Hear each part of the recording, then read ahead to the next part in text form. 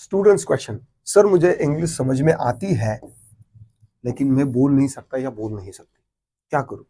सामने वाला इंसान अगर मुझसे कुछ पूछ रहा है, किसी टॉपिक पर बोल रहा है या फिर मुझे कुछ एक्टिविटी करने के लिए बोल रहा है या फिर कुछ फीडबैक दे रहा है, तो वो सारी चीजें मुझे समझ में आती है। लेकिन मैं जब भी बोलने जाता हूं ना तो वर्ड्स मानो गायब हो जाते हैं सर, और फिर बाद में मुझे बड़ा एम्बैरसिंग फील लगता है। तो इस प्रॉब्लम को कैसे सॉल्व करें?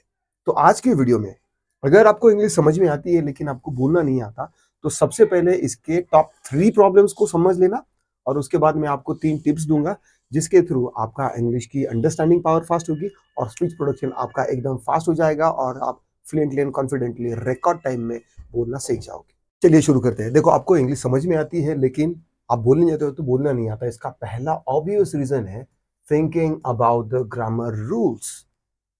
अगर मैं आपसे अभी पूछूं कि tell me what you did yesterday, ना अभी आपको अगर मुझे जवाब देना है तो आप पहले सोचोगे कि यार अभी सर ने पूछा है कि कल मैंने क्या किया। ठीक है, पहले तो आप ट्रांसलेशन करोगे, उसके बाद आप कुछ जो सोचोगे वो इंग्लिश में सोचोगे कुछ इस तरीके से, आई वेक अप यस्टरडे। हाँ, आई वेक अप, अरे वेक तो प्रेजेंट टेंस का है, वोक अप, राइट? V2 यानी कि वर्ब की सेकंड फॉर्म लगानी पड़ेगी। I woke up in the morning at 7 o'clock, then I brush, I brush, I brushed, right? Verb की सेकंड फॉर्म लगानी पड़ेगी। ठीक है, then I go to college. यहाँ पर गो नहीं आएगा, अरे यार गो बोलूंगा तो फिर सर मुझे क्या क्या समझेंगे, राइट?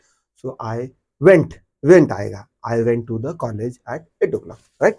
सो इस तरीके से आप ग्रामर के रूल के बारे में ट्रांसलेशन के साथ सोचते हो ना, तो आपका रिप्लाई जो है ना वो बड़ा लेंदी या फिर बड़ा लेट आता है या फिर स्लो आता है, और झिझक भरा और बहुत सारी मिस्टेक्स भी इसमें होती है, क्योंकि ग्रामर के हजारों रूल्स हैं और सही रूल को सही जगह पर सही वक्त पर पिक करके बोल पाना, इंस्टेंटली बोल पाना, ये ह्यूमन ब्रेन से पॉसिबल नहीं है। और मेरी बात को याद रखो, अगर आप किसी इंसान से बात कर रहे हो और आप 3 सेकंड के लिए बीच में रुक गए, 3 सेकंड के लिए अगर मैंने वीडियो में पॉज लिया ना तो आप देखोगे नहीं। सोचो सामने वाला इंसान क्या आपसे बात करेगा, उसका बात करने का इंटरेस्ट चला जाएगा। तो इतनी फास्ट प्रोसेस करने के लिए आपके ब्रेन को सेकंड जो है स्पीच प्रोडक्शन, वो भी वो भी जो है ना वो बहुत तेज होना चाहिए, स्लो नहीं होना चाहिए। अगर वो अंडरस्टैंडिंग आपकी स्लो है, ठीक है, आपको अगर देरी से चीज समझ में आ रही है, ठीक है, या फिर आपको कुछ चीजें समझ में नहीं आ रही, तो आपका ब्रेन प्रोसेस क्या करेगा? नहीं करेगा। मैं अगर आपको तमिल में या फिर चाइनीज में या फिर तेलुगु में कुछ कहूँ, वो समझ में नहीं आएगा तो प्रोसेस नहीं होगी, प्रोसेस नहीं होगा तो आपका स्पीच प्रोडक्शन नहीं होगा। तो स्पीच प्रोडक्शन हो, इसके लिए आपका जो अंडरस्टैंडिंग है वो फास्ट होनी चाहिए और प्रोसेसिंग भी फास्ट होनी चाहिए। अब ये कैसे होगी मैं आगे टिप में बताता हूँ। और इसके बाद तीसरी जो मिस्टेक है, तीसरा जो प्रॉब्लम है वो है फियर ऑफ मिस्टेक। अगर मैं कुछ बोलूंगा तो सामने वाला इंसान मुझे जज करेगा, मेरी गलतियों पे हंसेगा। क्लासरूम में अगर बहुत सारे लड़के लड़कियां हैं तो वो मुझ पर हंसेंगे, मेरा इंसल्ट होगा, मजाक उड़ाएंगे। मैं अगर अपने बॉस के सामने हूँ, कस्टमर के सामने हूँ, क्लाइंट के सामने हूँ, कलीग के सामने हूँ, तो वो मुझे जज करेंगे और मेरी इंग्लिश की वजह से वो मुझे शायद नीचा दिखाना, मतलब मुझे नीचा दिखा सकते हैं। इसके लिए आप क्या है कि थोड़ा सा बचकर चलने की कोशिश करते हो। बस ये 3 रीजन है। इन 3 रीजन पर अगर आप स्ट्रेटेजिकली काम करोगे तो आपका स्पीच प्रोडक्शन फास्ट होगा ना। आप इस क्रोनोलॉजी को समझ गए, अब आते हैं टिप्स पर। देखो, इंग्लिश बोलने के लिए ग्रामर स्टडी बिल्कुल करने की जरूरत नहीं है। अगर आप ग्रामर के लूप में और ट्रांसलेशन के लूप में फंसे ही रहोगे तो आपका ब्रेन कभी भी इंग्लिश में डायरेक्टली ऑटोमेटिकली सोचेगा नहीं, और एंड ऑटोमेटिकली अगर आप सोचोगे नहीं तो आपको जो बोलना है वो भी आएगा नहीं। ये तो फैक्ट है।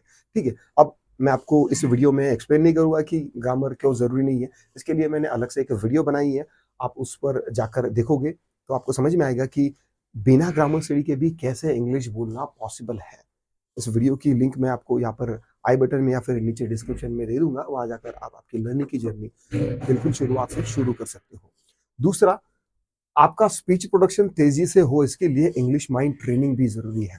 इसके लिए आपको simple, easy, understandable, real spoken English material ही स्टडी करना है।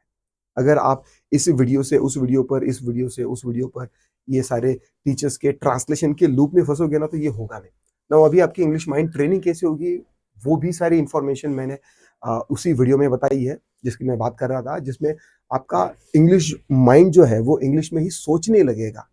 यानी कि आपका ब्रेन इंग्लिश सुनेगा तो आप इंग्लिश में ही प्रोसेस करोगे और आपको इंग्लिश में ही आउटपुट मिलना शुरू हो जाता है। ये प्रोसेस कैसी होगी? बड़ी अमेजिंग और नेचुरल कुदरती प्रोसेस है।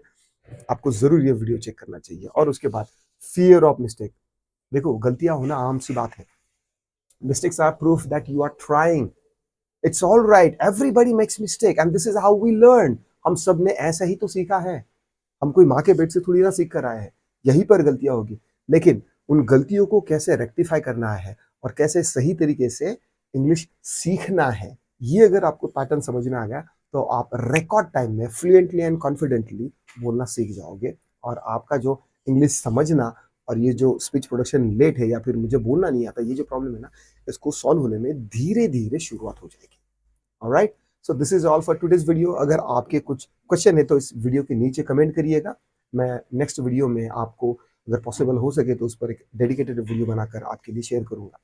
Alright, I will see you soon in the next video. Till then, bye bye.